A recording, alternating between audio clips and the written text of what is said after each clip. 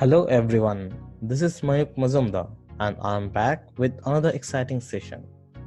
So let's proceed. Welcome to the third session where I am introducing you to MySQL. In this session, the segment that we will be covering is entering and editing commands. Make sure that you are connected to the server, about which I have represented or demonstrated to you in my previous session. Doing so does not in itself select any database to work with, but that is okay. At this point, it is more important to find out a little about how to issue queries than to jump right in creating tables, loading data into them, and retrieving data from them. Here, I will explain the basic principles of entering queries using several queries you can try out to familiarize yourself with how MySQL works. Here is a sample query that asks the server to tell you its version number and the current date.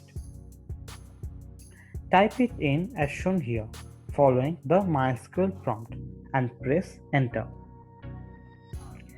Select version, open close parenthesis, comma, current date, followed by the semicolon or terminator.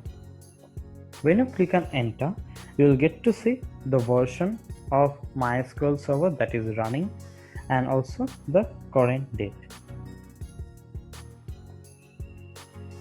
The query illustrates several things about MySQL. A query normally consists of a SQL statement followed by a semicolon.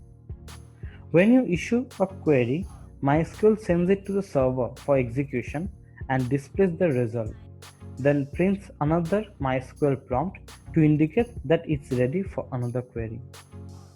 MySQL displays query output in tabular forms, rows and columns. The first row contains labels for the column. The rows following are the query results. Normally, column table are the name of the columns you fetch from the database table. If you are retrieving the value of an expression rather than a table column, as in the example just shown, MySQL labels the column itself using the expression itself. MySQL shows how many rows were returned and how long the query took to execute, which gives you a rough idea of server performance. As you get to see, one row have inset and the execution time is 0.01 seconds in this scenario. Now, keywords may be entered in any letter case. The following queries are all equivalent.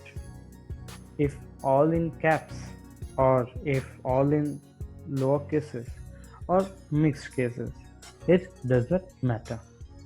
This server will return result in all the scenarios. Here is another query. It demonstrates that you can use MySQL as a simple calculator. What you have to do? You just have to comment, type select followed by your expression. So here I am calculating the sine of pi by 4, comma 4 plus 1 star 5, and the results is being displayed by MySQL. And also the execution time was just 0.02 seconds. The queries shown thus far have been relatively short, single line statement. You can even enter multiple statements on a single line. Just end each one with a semicolon. So over here I have selected select version, terminator or semicolon, then select now, and I am executing two commands at one time, and the output is shown as in two sets.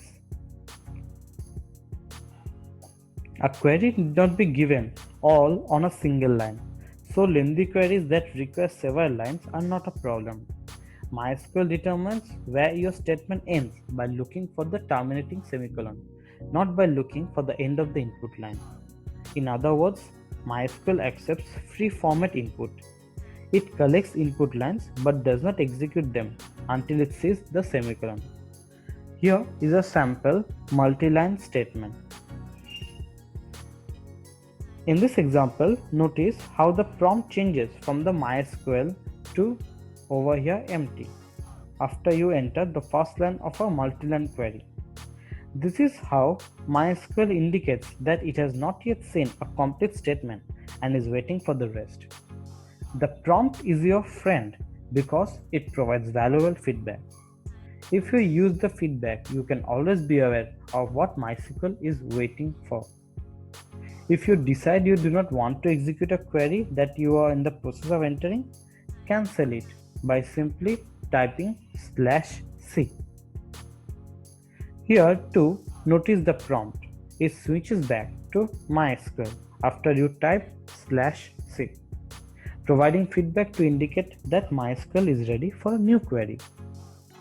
The following table shows each of the prompts that you may see and summarizes what they mean about the state that MySQL is in. When it's simply MySQL, it's ready for a new query. When it's simply a dash followed by an arrow, it's waiting for the next line of the multi-line query, and so on. That all have been mentioned over here. Multiple line statements commonly occur by accident when you intend to issue a query on a single line, but forget the terminating semicolon.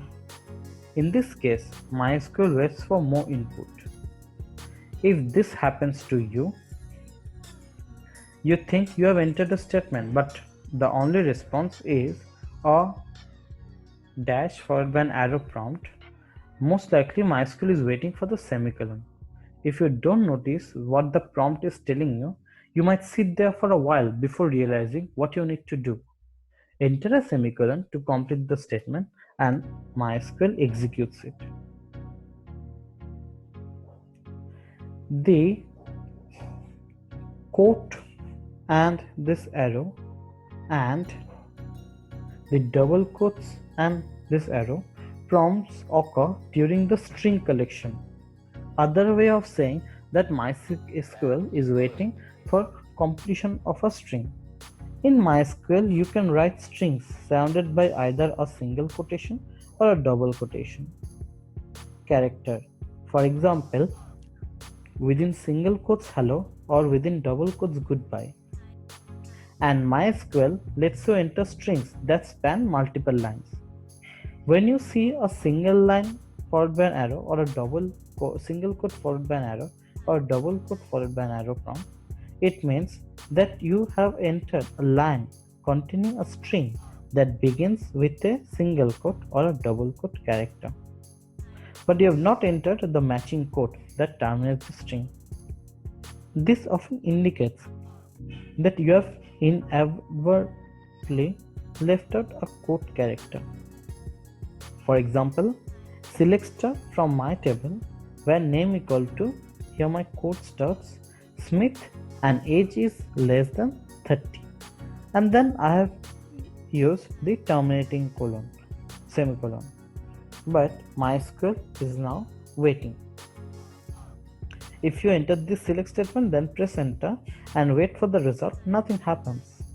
Instead of wondering why this query takes so long, notice the clue provided by this single quote and arrow prompt.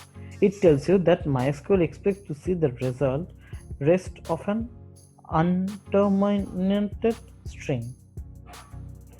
Do you see the error in the statement? The string within starting from quote Smith is missing the second single quotation. At this point, what do? The simplest thing is to cancel the query. However, you cannot just type /c in this because MySQL interprets it as a part of the string that is collecting. Instead, enter the closing quote character so MySQL knows that the string is finished, and then type the /c as in over here. When you do, then the prompt changes back to MySQL, indicating that MySQL is ready for a new query. The single quote and then arrow prompt is similar to the single quote and arrow and double quotes and arrow prompt, but indicates that you have begun but not completed a backtick quoted identifier. It is important to know that both these prompts signify what signifies, because if you mistakenly enter an unterminated string and any further lines you type appear to be ignored by MySQL, including a line that containing quit. This can be quite confusing, especially if you do not know that you need to supply the terminating quote before you can cancel the current query. So, in this session, I tried to preach how to write queries in the MySQL server. In the next session, we will be doing hands-on while creating the databases and extract and creating tables and populating them with data, and finally extracting data from those tables. So till then, goodbye.